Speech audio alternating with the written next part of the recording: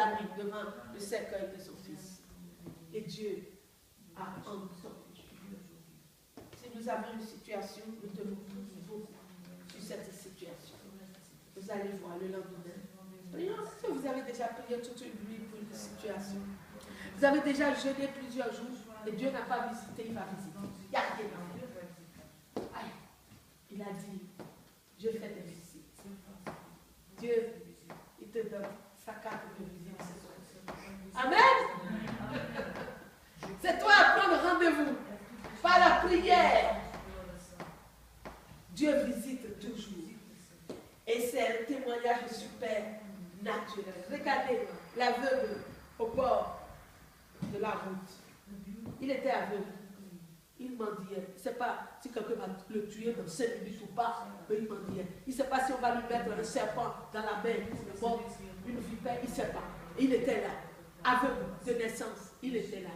Et Jésus lui a rendu un jour la visite. Amen. Alléluia. Jésus, il a vu cet homme au bord du chemin. Il y a les prêtres qui passent là, les religieux, la maman, le papa, ils passent là, ils donnent quelque chose à leur fils.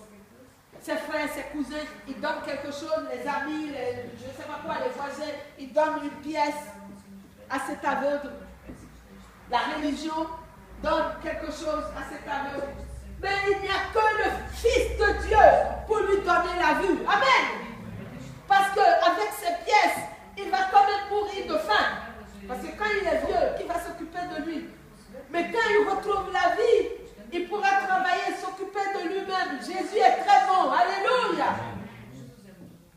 C'est pour ça que Jésus a vu, quand il va être vieux, qu'est-ce qu'il va faire? Il est venu à sa mort. Il lui a donné la vue, ce que personne ne peut lui donner. Et c'est pour ça que Jésus a dit que nous allons faire les œuvres plus grandes que lui, parce qu'il sait que quand nous prions, notre vie monte et la vie de Dieu vient chez nous. Notre vie monte, la vie de Dieu vient chez nous et nous ressemblons après à Christ. Quand la vie de Dieu commence à venir, les mentalités que nous avons reçues à gauche, à droite sautent, les mentalités de nos coutumes, les manières vaines de vivre des parents sautent, les choses qui ne plaisent pas à Dieu s'en vont, la vie de Dieu s'installe et on peut dire aux morts, comme ce fils, lève-toi, et au nom de Jésus, et le mort va se lever. C'est extraordinaire, la carte de visite de Jésus. C'est beau, n'est-ce pas? Jésus, il a déjà visité beaucoup de gens. Mais les gens n'ont pas fait attention. Parfois, Dieu vient et les gens, ils ne regardent pas Jésus. Ils ne font pas attention. Mais Jésus dit ce matin, fais attention. Amen. Jésus dit ce matin, je te visite, regarde-moi et fais attention. Amen. Et la foi en moi, il va changer ta vie en gloire. C'est Jésus. Aucun parent, écoutez-moi bien, aucun parent, même s'il vous aime, même si votre maman vous aime, votre papa vous aime, même si vous avez une grande famille, les frères et sœurs vous aiment comme ça, ils ne peuvent jamais faire ce que Dieu peut faire pour vous. Impossible. Impossible. Même si les gens vous aiment jusqu'à je ne sais pas quoi, Dieu les dépasse toujours. C'est pour ça qu'il faut mettre Dieu à la première place. Lisez la parole de Dieu pour recevoir les idées de Dieu. Mais en priant, ces idées se mettent. Il y a des gens, ils lisent beaucoup la Bible, mais ils ne prient pas. Vous savez ce qui se passe? Ils lisent la Bible, c'est très bien de lire. Je ne dis pas de ne pas lire, attention. Mais si on lit beaucoup la Bible et on ne prie pas, au moment des épreuves, il y a des trous dans notre âme. Vous voyez, ces gens n'arrivent pas à appliquer la parole. Pourquoi? Parce qu'il y a des trous dans leur âme. Il n'y a que la prière qui fait que nous pouvons garder la parole de Dieu qui va devenir agissante au moment voulu. Devant la maladie, ils sont incapables de commander à la maladie de sortir de leur vie. Pourquoi? Parce qu'ils lisent la parole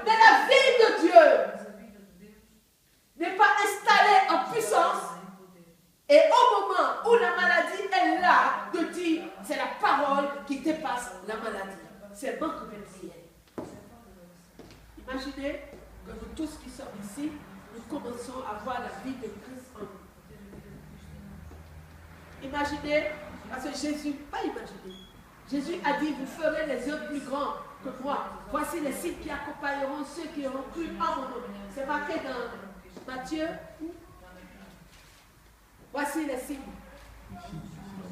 Dans Marc, Marc 16, on va lire ça.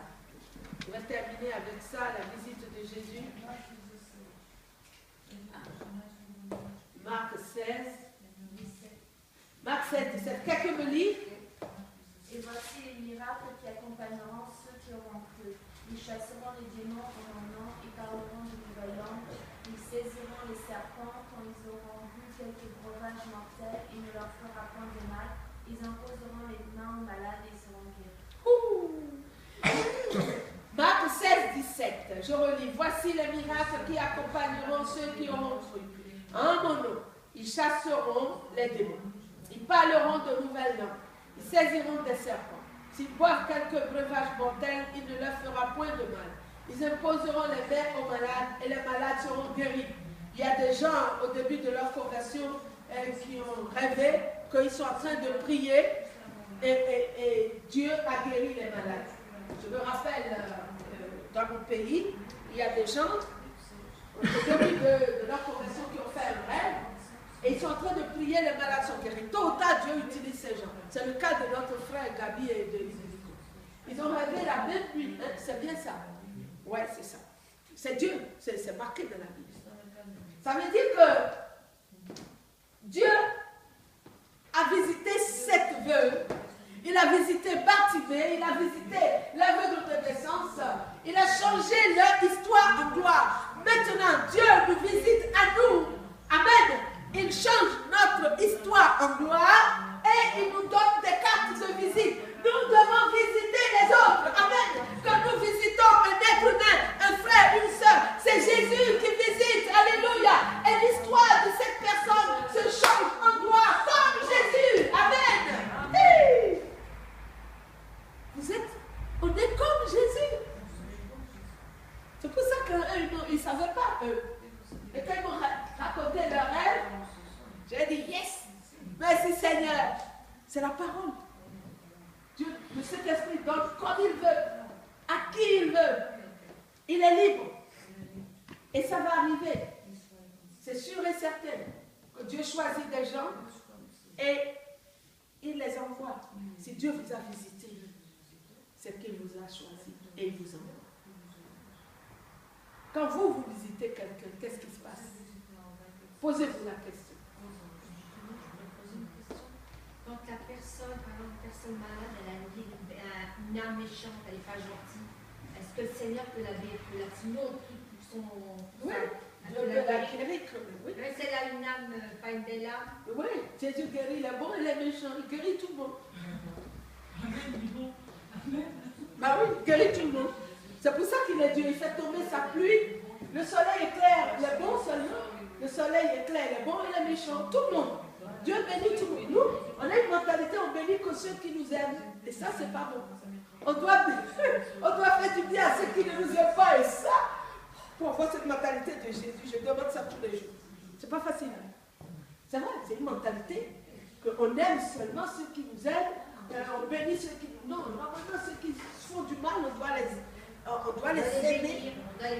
Oui, c'est vrai, on ne les garde pas dans le cœur. Mais on doit, comme la Bible dit, la mentalité de Jésus, c'est autre chose. Ah oui, on doit avoir cette mentalité. Béni, même dit du bien de hé, Seigneur, merci Jésus. Alors, quand nous visitons quelqu'un, qu'est-ce qui se passe? Jésus a visité la veuve et le mort a retrouvé la vie. Et toute la ville a crié gloire à Dieu. Quand nous visitons quelqu'un, mais qu'est-ce qui se passe quand nous visitons quelqu'un? Qu'est-ce qui se passe? Est-ce que quelque chose se passe? Voici les signes. Est-ce que les signes nous accompagnent? Jésus nous a donné sa carte de visite. Il est monté au ciel. Dans les actes, c'est marqué ici. Jésus. Pierre et Jean montaient dans le temple. Le boiteux, voilà. Acte 3. Pierre et Jean montaient ensemble au temple à l'heure de la prière. C'était la 9e heure. Il y avait un homme boiteux de naissance qu'on portait et qu'on plaçait tous les jours à la porte du temple appelé la Belle, pour qu'il demandât le l'aumône à ceux qui l'auraient entré dans le temple. Cet homme, voyant Pierre et Jean qui allaient y entrer, leur demanda l'aumône. Pierre, de même que Jean, fixa les yeux sur lui et dit, regarde-nous. Et il les regardait attentivement, s'attendant à recevoir d'eux quelque chose. Alors Pierre lui dit, je n'ai dit à Jean ni homme, mais ce que j'ai, je te le donne, au nom de Jésus-Christ de Nazareth. Lève-toi et marche. Et le prenant par la main droite, il le fit lever. Au même instant, ses pieds et ses chevilles devenaient fermes. D'un saut, il fut debout et il se mit à marcher. Il entra avec eux dans le temple, marchant, sautant et louant Dieu. Tout le monde le vit marchant et louant Dieu. Il reconnaissait que c'était celui qui était assis à la porte, à la belle porte du temple, pour demander l'aumône, et il fut rempli d'étonnement et de surprise au sujet de ce qui lui était arrivé. Alléluia. Comme le boiteux qui avait été guéri ne quittait pas Pierre et Jean, tout le peuple étonné accourut vers eux au portique dit de Salomon. Et alors, Pierre va parler de Jésus. Voilà un boiteux que Jésus a laissé aux apôtres. Jésus est monté dans le ciel et il a donné sa carte de visite aux apôtres. Il leur a dit, vous allez faire encore mieux que moi, parce que je vais à la droite de Dieu et moi je vais intercéder pour vous. Et ce que, quand vous rendez visite à quelqu'un, voilà ce qui va arriver.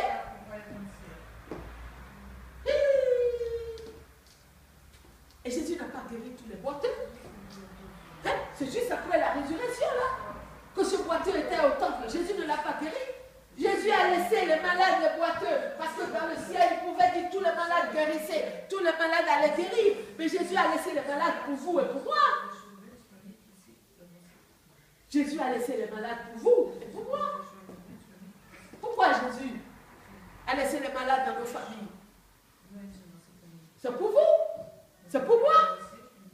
Pourquoi Dieu a laissé les malades dans le quartier? C'est pour nous.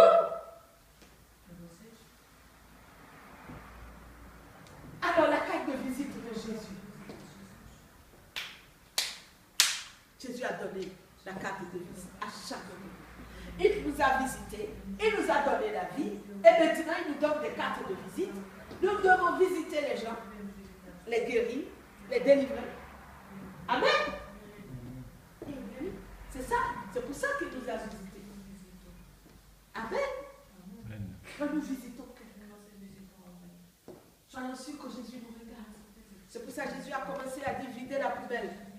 Parce que si nos bouches, dans la visite, vont apporter le trouble, la souffrance aux autres, ça ne sert à rien de visiter les gens. Amen. Mais notre bouche doit apporter la résurrection. Notre bouche doit apporter, pas notre caractère, mais le caractère de Christ, la résurrection, la guérison, la délivrance, le salut à ce monde. Amen. C'est pour ça que Pierre, vous voyez, ils ont prié. Le